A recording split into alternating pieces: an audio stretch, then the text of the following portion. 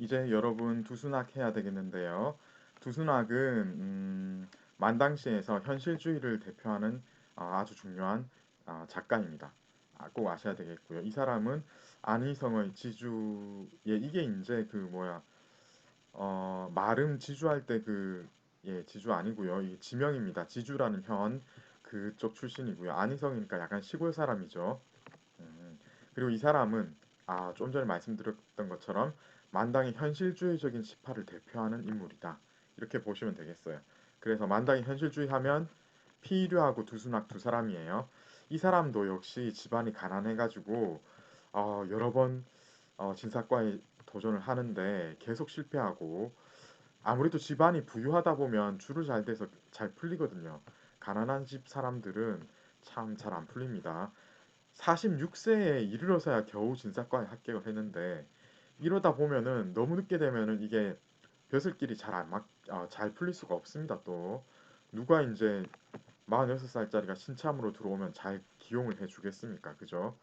예, 그런 이치 너무 당연한 거고요. 그런데 이 사람은 이렇게 진사과에 늦게 합격을 하지만은 시인으로서의 명성은 이미 일찍 널리 알려지게 됩니다. 특히 이 사람은 황소의 난 이후에 민초들의 어려움을 시에 잘 반영한 것으로 유명한데요. 이 사람은 한자 한자의 조탁에 능했다고 해야 되나? 세련되면서도 쉽고 통속적인 용어를 잘 살렸습니다. 조탁이라고 하는 것은 보통 아주 수사적인 것으로 화려하게 이렇게 글을 쓸 때 이제 조탁이라고 하기 때문에 잘 어울리지 않는 표현이긴 한데요. 어쨌든 기교적인 측면에서 이 사람은 뛰어났던 게 보통 이 사람이 쓴 시가 민초들의 어려움을 얘기를 한 시 보면 전부 악부채 아니면은 그런 거잖아요. 그죠? 민가 형식이잖아요. 그런데 이 사람은 근체 시의 형식에다가 이런 민초의 어려움을 반영을 한 그런 시를 썼기 때문에 특이하고 이런 것을 이렇게 쓰려면은 통속적인 용어로서 잘 하기가 힘들거든요.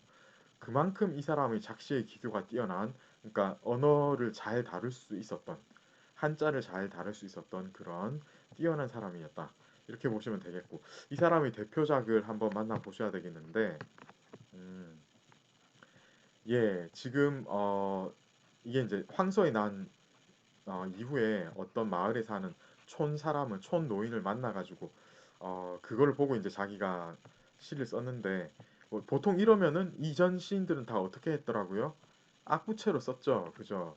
그런데 이 시는 촌, 혼, 손, 존, 문에서 드러나듯이 수구를 용운한 율시의 이런 이거 실은 율시거든요. 그런데 내용을 한번 보시겠습니다. 내용을 보면 이것은 영락 없는 악부채 시가 한 토막인 것 같습니다.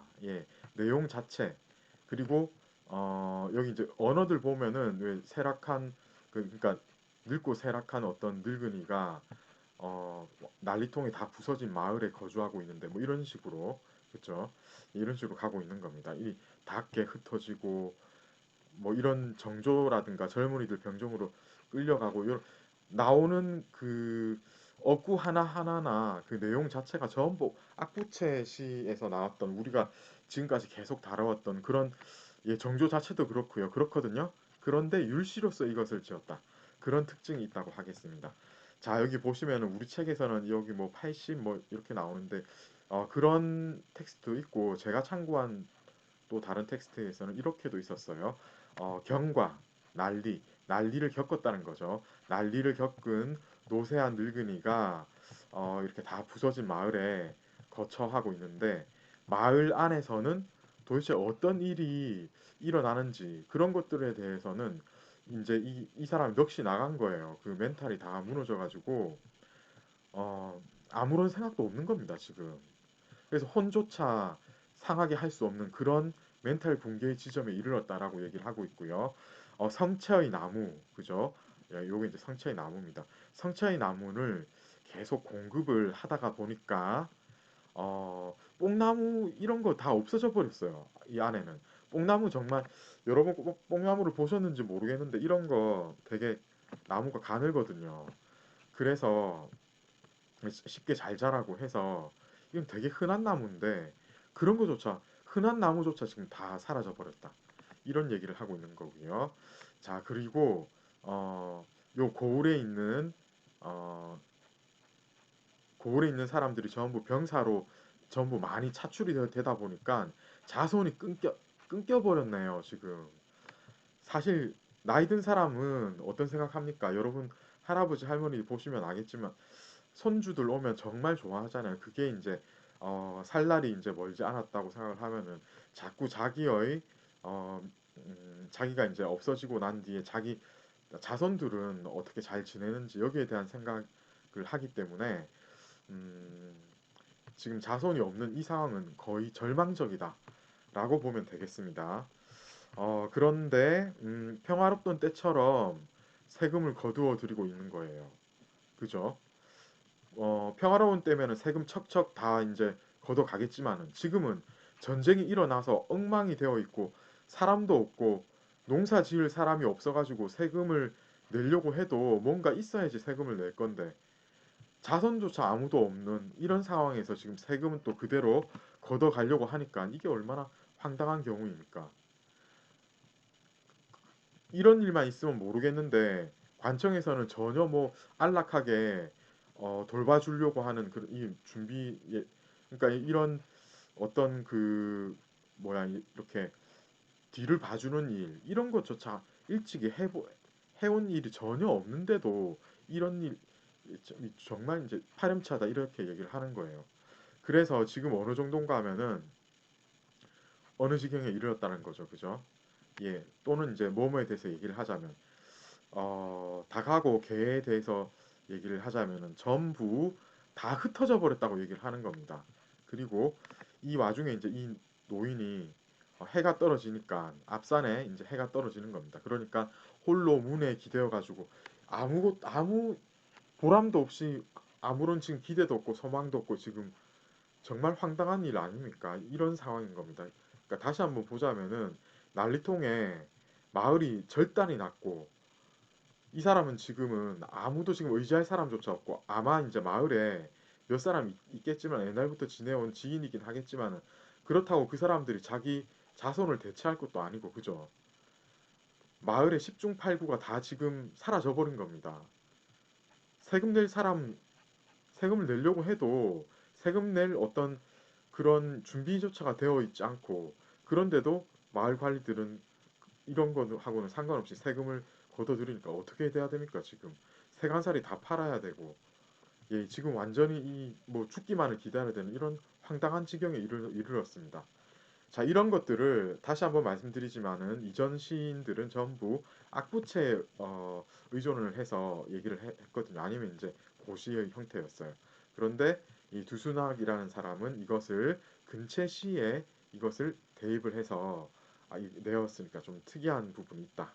이렇게 보시면 되겠습니다. 자 이렇게 해서 자 여러분 이제 우리는 거의 다 했고요. 그 외에 어떤 시인이 있냐면은 서비중 우분 조업이라는 시인인데 우리 책에서는 역시 현실 문제를 중요시하기 때문에 전부 현실 문제를 다룹니다.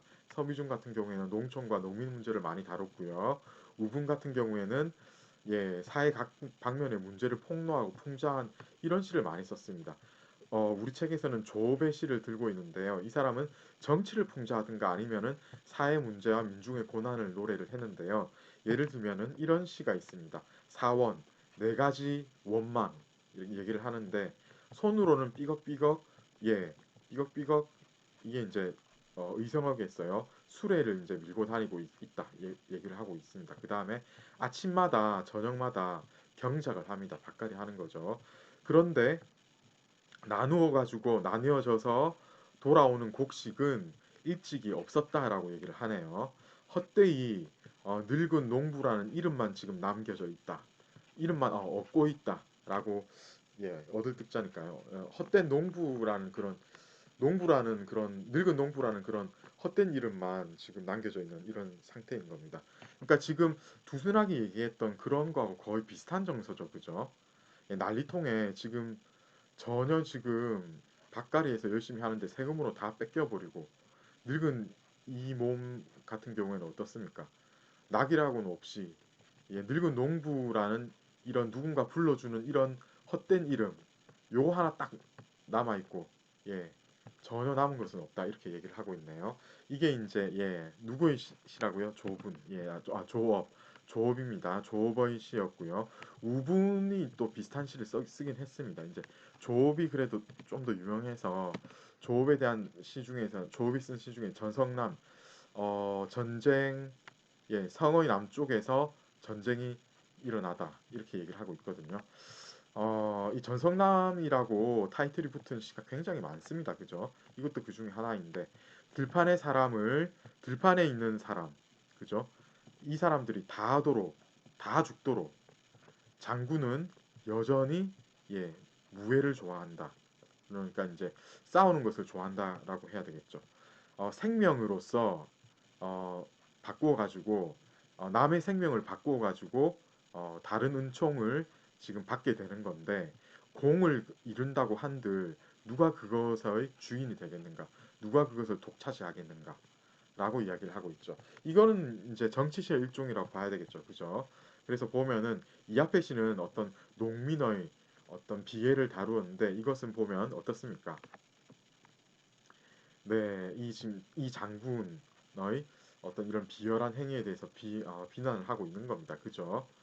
들판에 사람이 다 죽도록 남은 사람 하나 없는데 여전히 이제 전쟁을 계속 하고 있는데 혹시 이긴다고 한들 그 공은 다 누구 공입니까?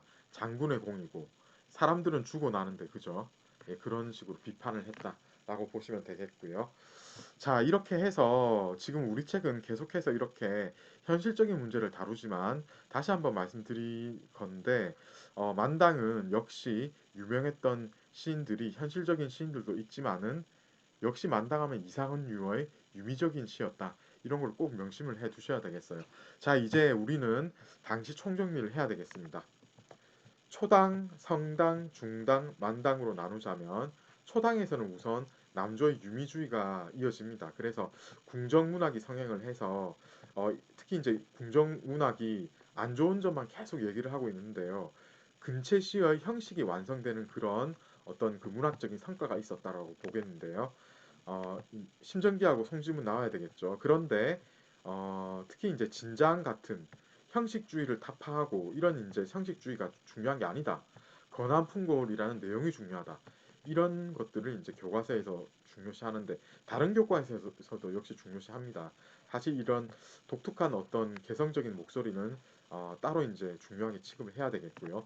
성당에서는 이렇게 형식적으로 완성된 금체시가 내용적으로 다양해집니다. 그래서 왕유맹호연의 자연파, 왕창령의 변세파, 이백의 낭만파 이런 다양한 시들이 쏟아지게 됩니다. 그래서 성당이라고 성하다 성자 그죠?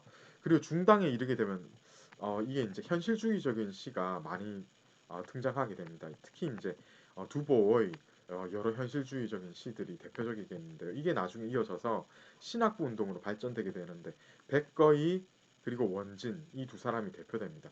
이 두보의 현실주의적인 시보다 더 처절한 어떤 정서를 노래를 했어요. 이게 근데 나중에 중당의 끝으로 가게 되면 만당의 유미주의의 어떤 성국격인 이하가 등장을 해서 요새시하고 맞먹는 그런 희한한 그 도저히 이제 어떤 경우에는 현대시라고밖에 볼 수 없는 그런 시를 이하가 썼습니다. 그런데 이제 만당으로 오게 되면요. 우리 책에서는 현실주의를 계속 중요시 하잖아요. 그런데 저는 또 계속 강조드리지만은 이 시기는 역시 유미주의였다. 피류 같은 그런 어떤 그 현실주의적인 시인 필휴 우리 오늘 했던 두순학 그리고 마지막에 했던 조업 이 사람이 대표적입니다. 현실주의적인 시도 있었지만은 역시 만당은 이상은의 유미주의가 대표되고 이상은처럼 어떤 그 낭만주의적인 택배주의적인 시를 쓰는 시인들이 많았습니다. 대표는 이상은이고 반면에 이제 완전히 다 내려놓고 모든 것을 포기하고 숨어서 사는 그런 은자의 자세를 견지한 육구몬 같은 시인들도 그 명성을 떨쳤다. 이렇게 보시면 되겠습니다. 자, 여러분 이렇게 해서 우리는 이것으로 당시를 마치겠는데요. 그럼에도 불구하고 당시 미처 못한 게 있어가지고 바로 뒤에서 이어서 그 백거의 장안가하고 원지